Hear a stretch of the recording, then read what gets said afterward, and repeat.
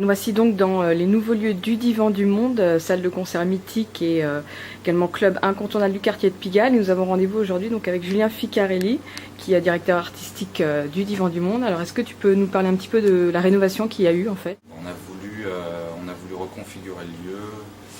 Il avait une touche un peu trop futuriste, arriérée.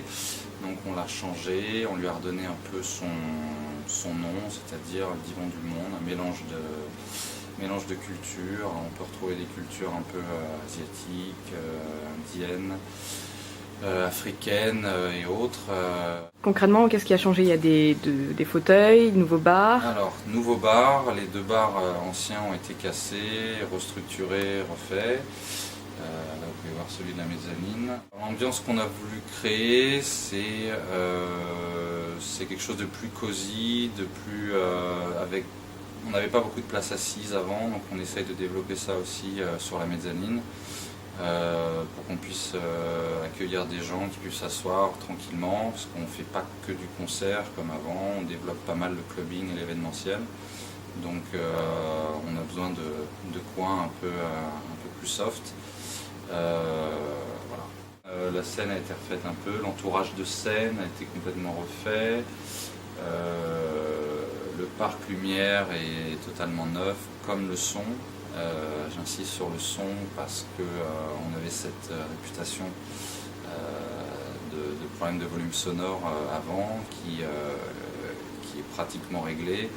On a fait des travaux d'insonorisation, on a un parc son neuf, donc une qualité sonore vraiment impeccable, ce qui nous permet aussi d'accueillir des beaux showcases comme on a pu voir récemment.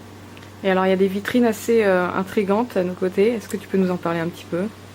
Il y avait une idée de mélanger un peu certains genres, aussi une petite mémoire à Michael. Et à côté de Michael, par exemple, se trouve une sorte de mémoire à Chantal Goya, qui est toujours vivante, mais qui a bercé un peu nos jeunes années. Donc voilà, et puis des petites choses, des petites vitrines un peu plus voodoo, gourou, je ne sais pas comment on pourrait les appeler, avec des choses un peu bizarres aussi, mais ça fait partie du mélange. Et alors donc qui dit nouvelle décoration, dit également nouvelle programmation. Tu nous en parlais un petit peu tout à l'heure des showcases. Donc quels sont les artistes que tu as reçus récemment? Alors récemment, on a fait l'inauguration avec Kezia Jones, entre autres, qui a joué avec une formation un peu nouvelle, qui est Frank Biong et son Massacre Orchestra, qui est une formation afrobeat. Donc on a eu cette idée un peu de partir sur le répertoire de Kezia, mais un peu plus punchy, ce qui a bien plu au public. Donc ça nous a donné l'idée aussi de lancer un concept qui va arriver à partir de février, toujours avec la même base de musiciens, Frank Biong et son orchestre, et accueillir des têtes d'affiche de différents horizons musicaux, reprendre leur répertoire dans un style plus afrobeat. Donc pour que les gens puissent voir un concert de ces artistes d'une manière un peu différente, sachant qu'au Divan, c'est vrai qu'au pire des cas, vous êtes à 20 mètres de l'artiste, donc c'est quand même agréable de voir ce genre d'événement. On n'est pas à Bercy et c'est assez sympa.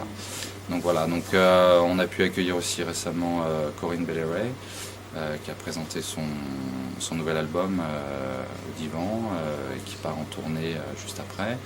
Et puis on a d'autres artistes dans d'autres registres qui arrivent en concert ou en showcase, comme Jamie T, comme Brett Anderson, l'ex-chanteur de Suède. Et puis là tout récemment, ça rentre dans le cadre de ce qui vient de se passer à Haïti malheureusement, mais on va avoir Wyclef Jean qui va venir faire un showcase ici en mars pour récolter des fonds pour son association, avec aussi certainement un ou deux DJ de calibre international qui viendront se joindre à lui en début et fin de soirée. Voilà. Et à partir de mars, on va développer certains concepts d'after show, etc. Donc on va accueillir pas mal d'autres têtes d'affiche dans la mouvance soul, funk, R&B, et puis rock aussi, puisqu'on continue à faire du rock.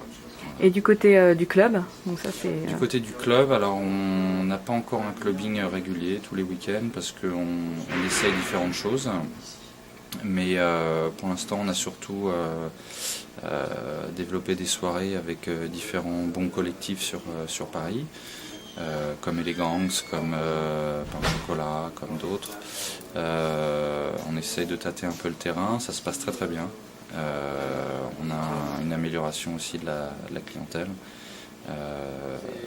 Donc c'est très prometteur. Donc à partir de mars aussi, on va instaurer un clubbing beaucoup plus récurrent. Et partir un peu sur développer un peu cette case qui nous manquait au divan, du vrai clubbing en semaine et en week-end. Et puis autour de ça s'articuleront des concepts et des choses plus événementielles, parce qu'on fait aussi de la location et de la privatisation évidemment.